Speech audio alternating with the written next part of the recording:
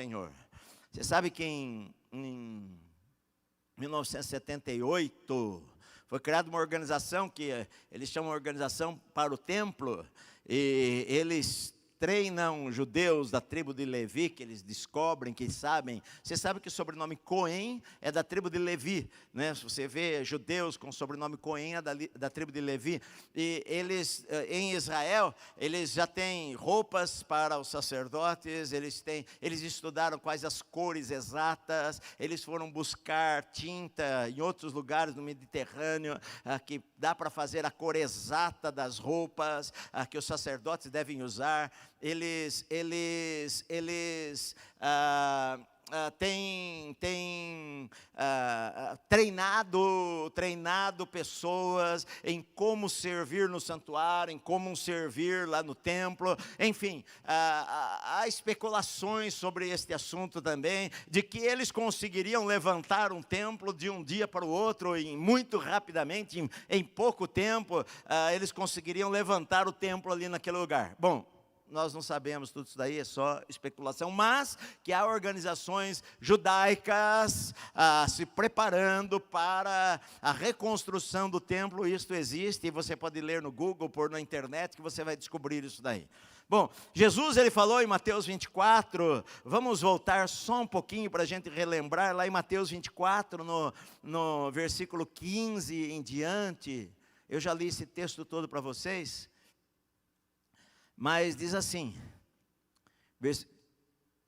capítulo 24 de Mateus: quando, pois, olha só, ele está dizendo, ele fala dos versículos 3 em diante, do capítulo 24, no Monte das Oliveiras, tal, e ele fala do princípio das dores, que haveriam guerras, rumores de guerras, pessoas iriam falar, eu sou Cristo, aparecerão aqui, enganarão a muitos, vocês ouvirão falar de guerras, e terremotos, e pestes, e tudo isso daí, nação vai se levantar contra a nação, reino contra reino, haverá fomes, terremotos, isto tudo é o princípio das dores, é o começo daquelas trombetas lá, que soaram, dos selos que foram abertos, que vai haver fome sobre a terra, então sereis atribulados, vos matarão, odiarão, nesse tempo muitos se escandalizarão, levantarão falsos profetas, falsos cristos, por multiplicar a iniquidade, muitos abandonarão a fé, aquele que perseverar até o fim será salvo, e será pregado este evangelho do reino, por todo mundo, para testemunha a todas as nações, e então virá o fim. É isso que ele está dizendo. Jesus está falando sobre o fim, meu amado.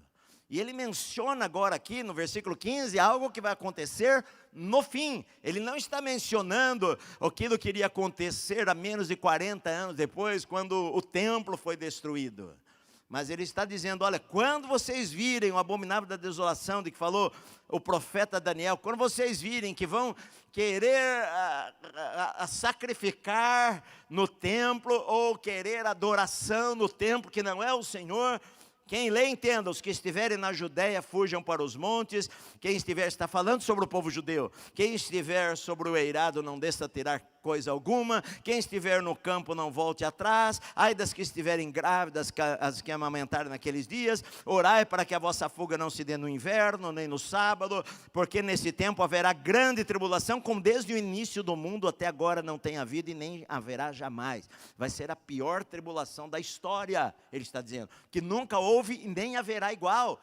Nunca houve e não haverá igual. Não será aquela de Tito no ano 70, nada disso daí, vai ser algo muito pior, e que não vai haver igual. E ele está dizendo aqui para os judeus, quando vocês virem isto acontecer em Jerusalém, lá no templo, vocês judeus fujam mais rápido, ele está dizendo, que a fuga não seja no sábado, porque você não vai viajar no sábado, que não seja no inverno, que dificulte, mas nem volte para pegar as suas coisas, corra, fuja, porque vai haver uma perseguição como nunca houve sobre a terra.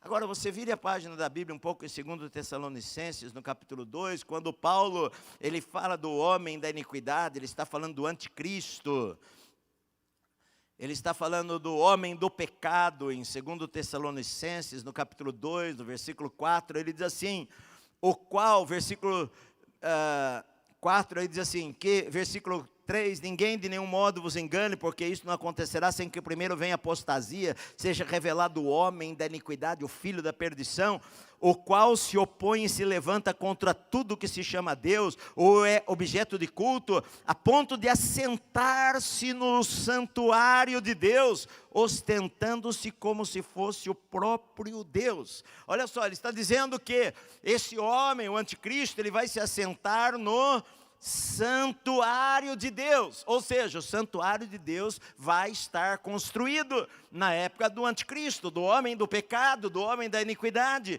Então não está falando do santuário do milênio, do templo do milênio, não está falando do templo que foi destruído, e não está falando do templo no céu, ele está falando deste templo que o anjo falou para João: vai lá e mede este lugar. É um templo que vai estar construído durante a grande tribulação. E a Bíblia diz aqui que o homem da iniquidade vai se assentar lá no santuário de Deus. Vai se assentar lá, vai entrar naquele lugar. E vai se ostentar como se ele fosse o próprio Deus.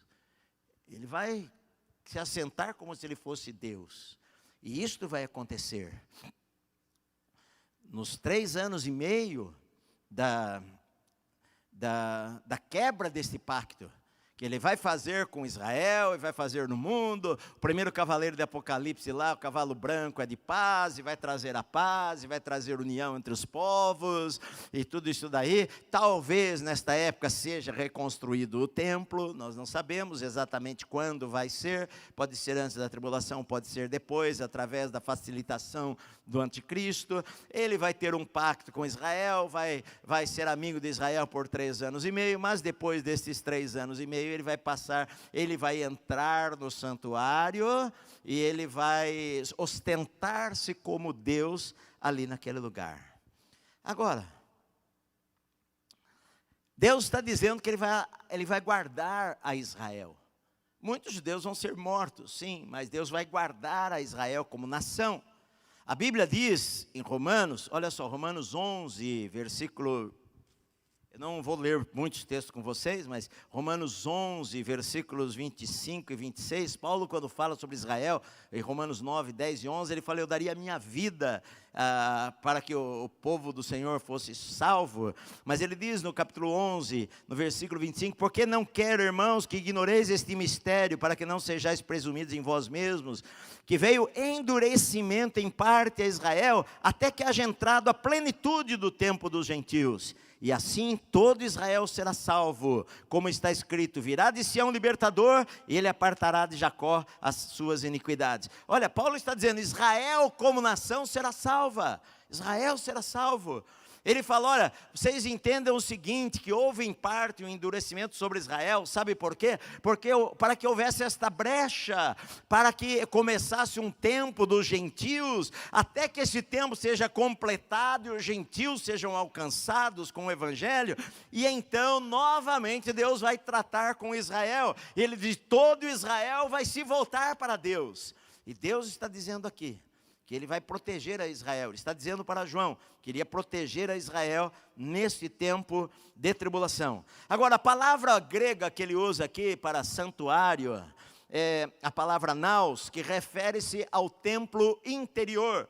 Ou seja, se refere ao santo dos santos e se refere ao lugar santo. Deus estava dizendo: olha, este é um lugar meu, eu vou guardar este lugar aqui.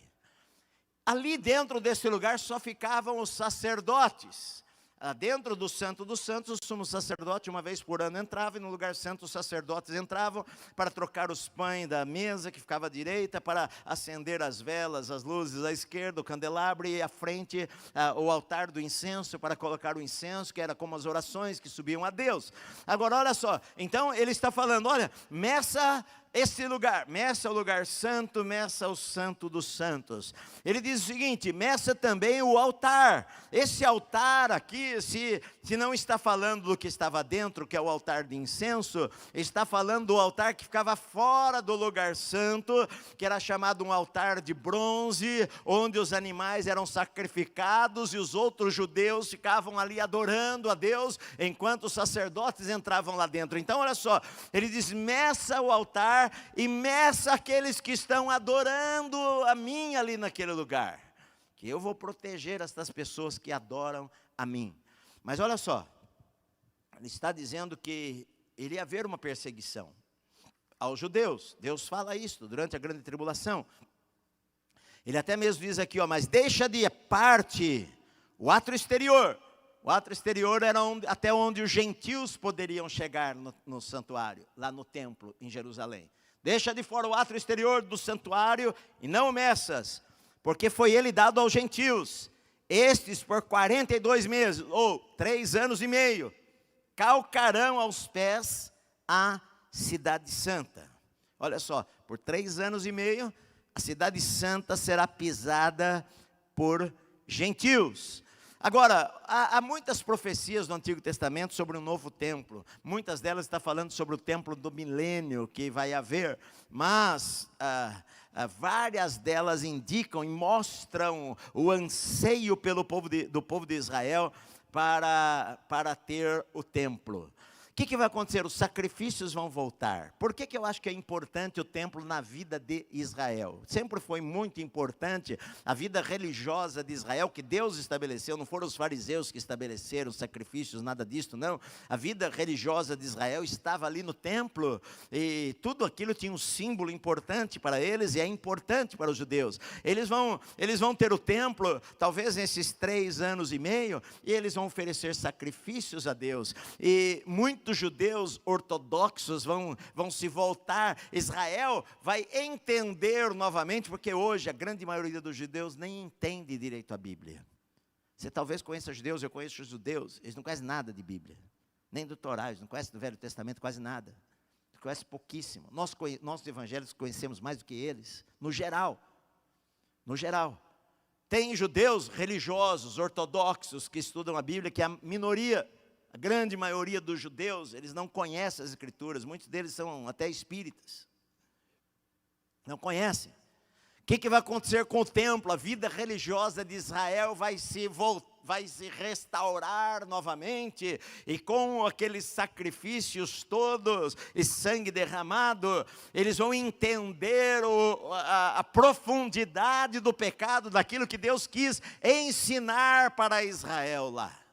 Só que o que acontece? Durante os 3 anos e meio, eles vão entender uma coisa, que vai haver 144 mil judeus crentes pregando o Evangelho, e pessoas pregando o Evangelho, e muitos judeus vão se converter ao Senhor.